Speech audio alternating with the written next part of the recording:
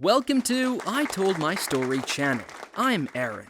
My mom was once again struggling with bills in the kitchen. The moment I sat down at the table, the tension on her face caught my eye immediately. My stepfather, Mark, was engrossed in his phone, staring at the screen without even looking up. With a sigh, my mom began to speak. "Mark, the bills are piling up again. Rent, utilities, credit cards. What are we going to do?" Without lifting his eyes from his phone, Mark replied lazily, "Don't worry, I'm definitely going to make big money from the stock market this month. We'll be fine soon." Looking exhausted, my mom responded, "Enough already. Don't you think it's time to get a real job?" Mark suddenly turned to me with a mocking look. "Look at your son. He spends all day drawing, but he doesn't earn a single penny." His words stung. I immediately retorted, "I'm going to make my own money and go to college." "You'll see." Mark smirked sarcastically and shook his head. "Oh, sure. You're going to be the next Picasso, aren't you?"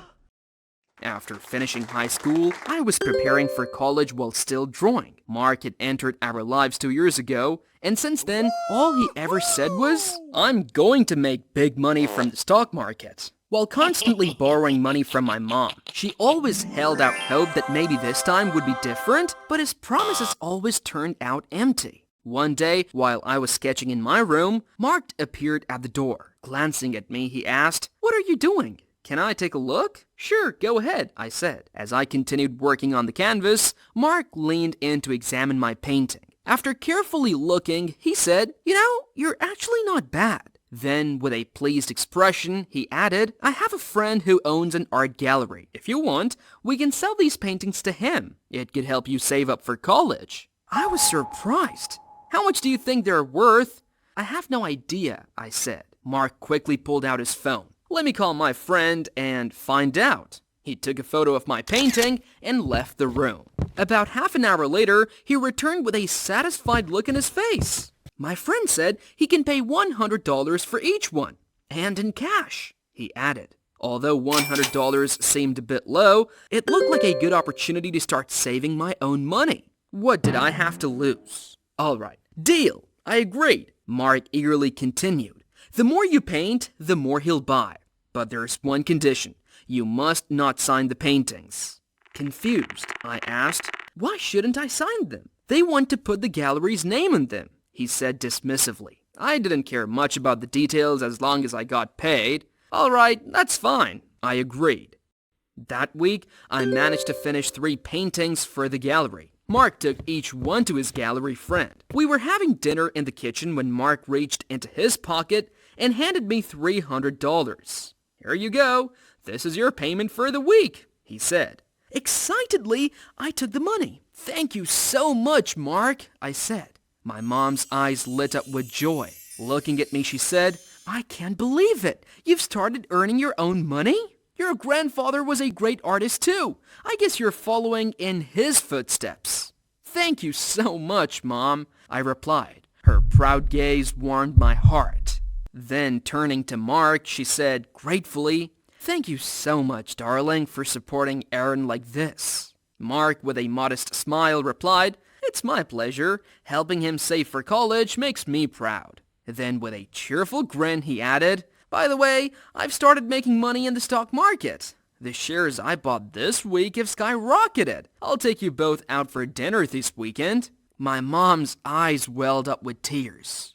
"I can't believe it! You finally made it!" she exclaimed, hugging Mark with joy. That weekend, Mark took us to a fancy restaurant. The table was filled with laughter. We hadn't felt this happy in a long time. At that moment, I realized maybe I had been unfairly judgmental towards Mark. Thanks to him, I was doing something I loved and making money from it. For the first time, everything seemed to be going well in my life. Months flew by. Every week I painted 3 artworks, and Mark would hand me $300 each weekend. I'd nearly saved up $10,000. One day, while my mom and I were having coffee in the kitchen, Mark called. "Hey, sweetheart, can you and Aaron come down to the front of the house? I have a great surprise for you," he said with excitement. My mom eagerly replied, "Of course, darling, we're coming right away," and hung up the phone. We quickly went downstairs. When we stepped outside, we saw Mark standing next to a huge SUV. My mom and I couldn't believe our eyes. We looked at each other in shock. Mark, with a proud smile, turned to me. "Aaron, how about this? Isn't it cool?" I responded in amazement. "Wow, it's really cool. But whose car is this?" Mark, with a smug smile, shrugged and said, "Who else? It's mine, of course." My mom's eyes sparkled with joy. "Oh, honey, I can't believe it. This SUV is incredible. I hope you enjoyed it," she said, hugging Mark with happiness. Laughing, Mark said, "Come on, get in. I'll take you on a tour around the city." A few days later, while I was painting in my room, my phone rang. It was my old friend, Tom. "How are you, buddy? We're getting together with the class at a cafe this weekend. Are you coming?" he asked. "Of course. I miss you guys. I'd love to come," I replied and asked him to send me the location. The cafe was a bit far from our town, but it would be worth it to see my friends. That weekend, I went to the cafe and had a great time chatting and laughing with my classmates. It was truly a fun day. After leaving the cafe, as I was walking towards the bus stop, I suddenly noticed my stepfather's SUV parked on the side of the road. Just as I was about to approach it, the SUV sped away. Confused, I tried calling Mark, but he didn't answer. At that moment, something across the street caught my eye. An art gallery. I had a strange feeling pulling me towards it. I walked in, and the gallery was empty. As I wandered around, examining the paintings on the walls, I suddenly came face to face with my own artworks. But each one had the label, Works of Mark, and was signed with his name. I was completely stunned. Just then, a woman appeared beside me. "Quite impressive, aren't they?" she said with a smile. Without taking my eyes off the paintings, I replied, "Yes, they are really impressive. I especially love that one."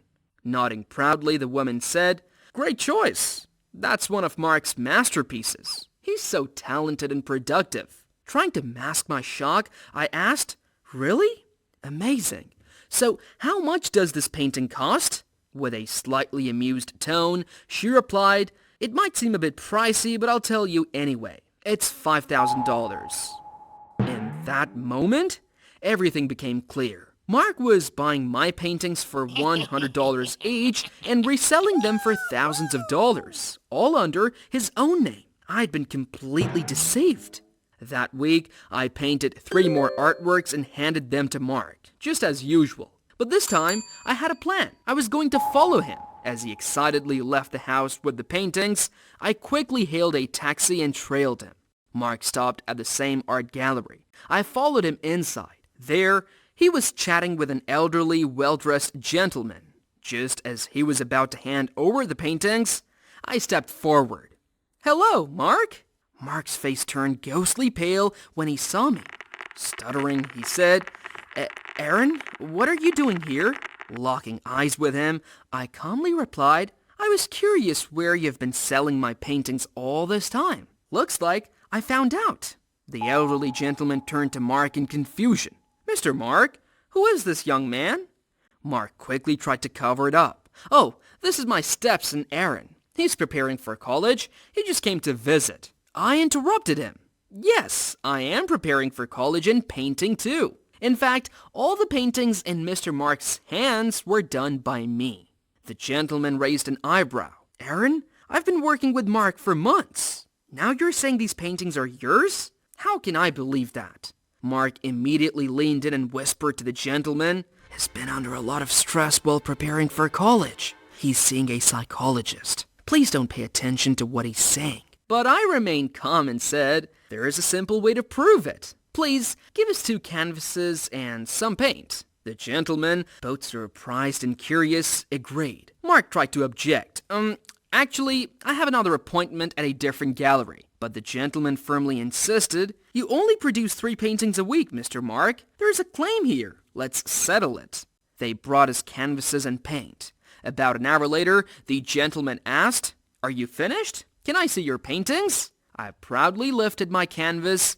The gentleman was amazed. Exceptional work, Aaron. Now, it was Mark's turn, but when we looked around, he was gone. He had fled, leaving behind nothing but a poorly scribbled canvas. The gentleman took a deep breath and, with a disappointed expression, said, "It seems we have both been deceived." I nodded in agreement. At that moment, Mark's entire facade had crumbled. As soon as I got home, I told my mom everything. At first, she couldn't believe that Mark would do something like this. But once she realized the extent of his betrayal, she never forgave him, and they divorced shortly after. Now, I'm working for the gallery owner, Mr. Henry. I get a 70% cut for every painting I sell. And for the first time in my life, I'm truly being rewarded for my hard work. As for my stepfather, he had to sell the SUV I helped him buy and tried his luck in the stock market again. And as you can guess, he lost everything. Everything. One day, there was a knock at the door. When I opened it, there stood Mark, his eyes filled with regret. "Aaron, I'm so sorry. I truly regret everything. I've lost it all again, and I'm in a tough spot. Please help me," he pleaded.